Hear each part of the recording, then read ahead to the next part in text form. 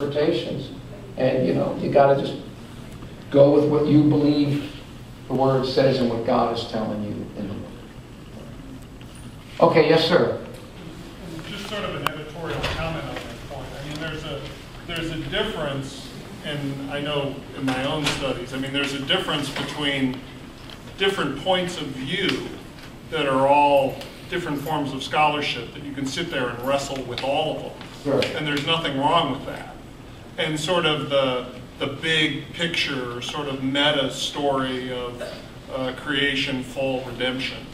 And the only advice, I'm closer to your age than most of the other people in the room, but the only advice I would give is don't get bogged down in a certain scholar says this about Sure. Revelation, or a certain scholar says this is figurative and this is literal. That's not really a cause of conflict. That's a cause of insight and inquiry and intellectual endeavor.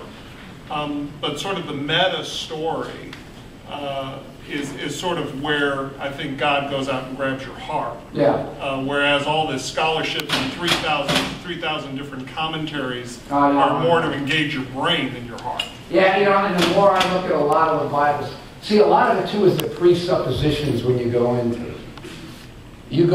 I learned a while back, I have to go into this. I've been saying in my meetings, I don't feign objectivity on anything.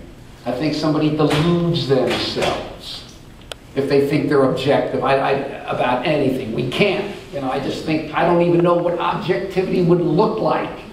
If I stared it in the face, I wouldn't know. And even if it was there in front of me, I'd still understand it only subjectively, because I got to filter it through what's here, and this has been hardwired based on all sorts of subjective experiences.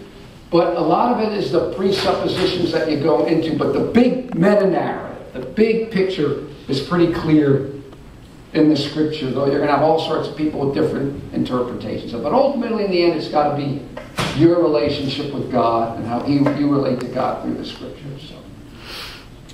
Okay, yes, sir. Would you say our beliefs make our experiences, or our experiences make our beliefs? Would our beliefs make our experiences, or do our experiences make our beliefs? Oh, I think it's a mixture of both. I don't think you can you can draw a real strong metaphysical distinction between our beliefs and our experiences. I think it's recursive. Belief influences experience, experience influences belief, because so many of the experiences you have, you filter through your beliefs. And then yet those same experiences can actually go and modify those beliefs. So I don't think you can draw a clear-cut, experience change, it makes your beliefs and belief makes your experience. I think it's a mixture of both. The human mind is very complicated. Knowledge. Now there's a fancy philosophical term, it's called epistemology. And it's the study of knowledge. It's not the study of what we know. Biology, physics, math, literature. It's the study of what does it mean when you say you know something. When I say I know 2 + 2 = 5.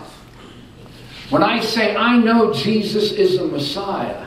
When I say I know there's a nice cool breeze out there. I'm using the word know in all 3 situations, am I not? And yet, how I know 2 + 2 = 5, how I say I know Jesus is the Messiah, how I know that there's a nice cool breeze out there, are radically different ways of knowing something. And so how we come to know, so it's quite complicated. And see, in the end, and again, I keep coming back to my little experiment with the desktop. Everybody heard that? Okay, I've told it. Just very quick. If you want to understand, see, the purpose is why you might get scorned at.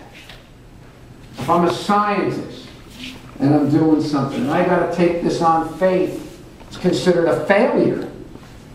Or all sorts of other things. If you got to take it on faith, it's like, But ultimately you have to, whether they'll admit it or not. You reach the point in everything you know and justification stops.